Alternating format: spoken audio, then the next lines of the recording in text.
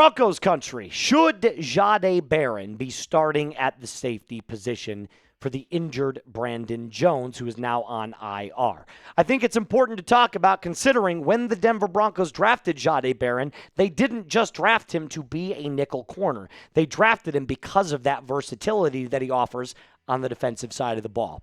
Welcome in, Broncos country, to the Broncos Breakdown by Chat Sports. My name is Moose. Now, the Broncos currently have two potential starting safeties right now. You can either go with PJ Locke or you could go with Jahdae Baron. So with the Jones injury, the question now is, should Baron start or should it remain PJ Locke? I think both are fine. I want to get that out of the way.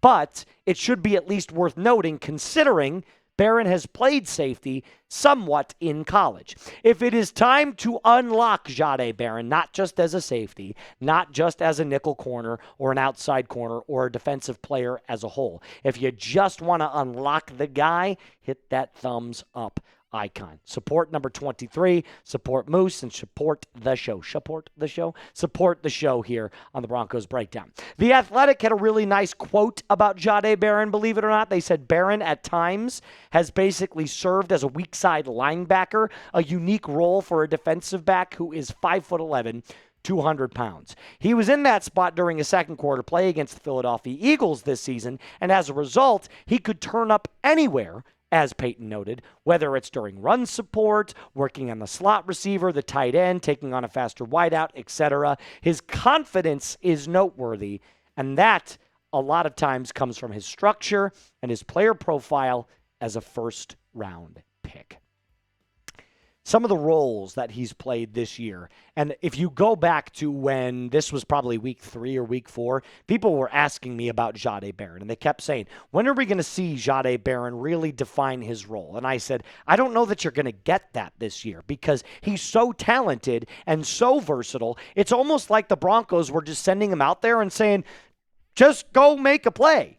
If you've played nickel corner, outside corner, free safety, and weak side linebacker, you can clearly see that Jahdae has a multitude of roles. He can fill any single one of those at any time. Translation, he's just a really good defensive player. And that's fine right now. It's very obvious that when a player becomes really good at their respective position, they have a certain mold.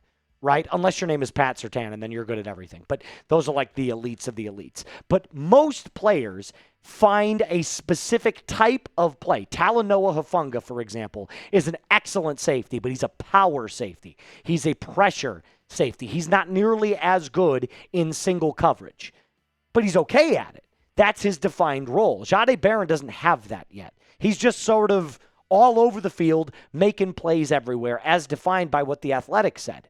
So, just take a look at the stats here real quick. Jahdae's 26 tackles, 4 PBUs, 1 INT, and a coverage grade of 53, which is not great, but it's not terrible. But if you remember, Jahdae has been primarily playing out of the slot, and he's primarily covering the tight ends. That's his role. And I'll say this, he's damn good at his role. Now it's time to expand that role. If you look at the Broncos cornerback chart, Pat Surtain and Riley Moss can cover the outsides, right? We're not worried about our outside corners right now. Jaquan McMillan has had one of the best seasons I've ever seen him have. Iron sharpens iron when it comes to McMillan and Barron. McMillan has definitely served his role as the nickel. So if you were to slide Jaquan into that starting nickel spot, you could move Jahdae back out there and not skip a beat on any single player. In fact, the safety combos, you've got 3 of them that can do basically anything depending on what package you're rolling with. If you're rolling with a nickel package, if you're rolling with a dime package or a quarters package, it doesn't really matter. You could put Talanoa Hufanga, PJ Locke, and Jahdae Baron all on the field in different types of roles. Knowing that Talanoa Hufanga is your power player, by the way. But these 2 right here would be more of your coverage ones. Now, I know that there's a narrative going around from a lot of people on social media. Kodiak Broncos, one of my favorite Twitter sites for the Denver Broncos content, definitely came up and they had a pretty good point. Starting Jade Baron at safety is easier said than done. Just because a guy can cover doesn't mean that they can be a coverage back every single down. Calling checks, lining everyone up, it's new stuff every single week. But I will push back on that slightly. Nobody's saying that it has to be every single down. It doesn't. It can absolutely be a multitude of packages where you see fit. That's the beauty of Vance Joseph's defense. You can put in a multitude of packages with a multitude of players and just kind of rotate it. That's called disguise coverage. And that's what Vance Joseph does really well, specifically with his blitzing schemes. You'll often see a lot of players play at the line of scrimmage. The Broncos look like they're rushing 7, and then they rush 4 and drop the other 3 back in coverage, and then the quarterback is scrambled like, oh, I wasn't expecting that. I didn't call a check. I basically was just anticipating the blitz. Now I've got all this extra time, but that 4-man front can still get after me. So Vance Joseph is exceptional at disguising his coverage. So if I had to pick a starter right now at safety, right, because this is what this is all about, I'd probably still go P.J. Locke, only because veteran, tons of time in the Vance Joseph system, has filled that role before, but I would not be opposed to seeing Jade Baron get more snaps. And speaking of P.J. Locke, we're going to talk about P.J. Locke coming up here in just a moment. But before we do that, I do have to give a major shout out and tell you guys about my friends over at Prize Picks. Holiday season's here, guys. 9 days away, or now it's 8 days away from Christmas. I can't believe it came so fast, but there is one place where it continues to be good to be right, and that is with our friends over at Prize Picks. They got a brand new feature alert. They now have early payouts, meaning if your lineup gets off to a hot start, you now have the option to cash out those winnings before the game even finishes. If your fantasy season is already over, my team's totally cooked. But with Prize Picks, I don't have to wait until next year's draft. They let me play fantasy football every week by letting me know when my players hit and when I win when they hit those projections. Speaking of lineups, takes 30 seconds to make one. Pick the player, more or less on their stat projections. Watch your money multiply. Up to 2,000 times your cash this football season on Prize Picks. So do me and yourself a favor. Download the app today. Use code CLNS to get $50 instantly in lineups when you play your first $5 lineup. That's code CLNS to get $50 instantly in lineups when you play your first $5 lineup. Prize Picks, It is good to be right. Sean Payton was asked specifically about P.J. Locke and how he played against the Green Bay Packers when he did come in for Brandon Jones, who got injured pretty early in the second quarter, if I'm remembering correctly. I could be wrong about that. But Payton said, he played well. I thought really well. He has played a lot of football. He was very blunt about it. And you know how Sean Payton gets. He's not going to divulge too much information. He's not going to sing the praises of any one specific player unless they absolutely deserve it. I think what he's saying is, I'm not worried about P.J. Locke. He played 48% of the snaps against the Packers, and look, the Broncos still went out and won. And the second half was even better than the first half. So, if anything, P.J. Locke helped the Broncos defense get better as the game went on, which is awesome. And if you don't believe me, check out their PFF grades for the game against the Packers. Pat Surtain, best cornerback in the game right there. Definitely better than Christian Gonzalez.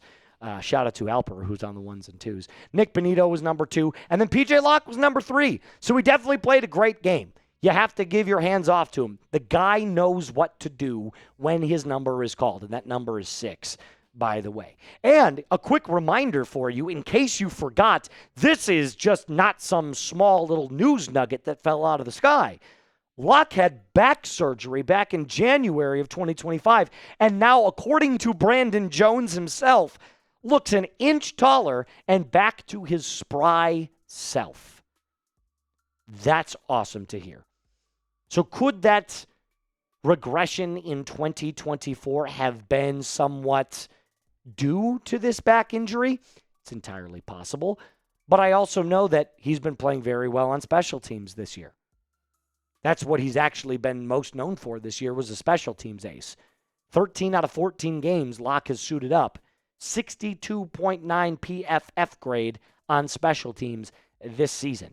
He's been itching to get into the game. You know exactly what he's going to do when he gets into the game. He's not as talented as Brandon Jones. He's not as sticky in coverage as Brandon Jones, but he is a just fine replacement for a team that has a ton of depth. And speaking of depth, if PJ Locke doesn't work out, JL Skinner has been awesome in special teams. Devin Key has been awesome in special teams. By the way, I just noticed we have a Locke and Key as our safeties. That's pretty damn cool. I know you noticed that as well.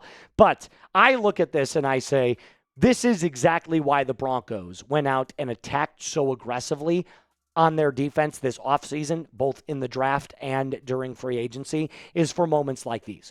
If a player goes down and the Broncos viewed themselves in a position where not only A, they were going to compete for a playoff spot, but potentially something far beyond that, they had the depth necessary to fill in if need be.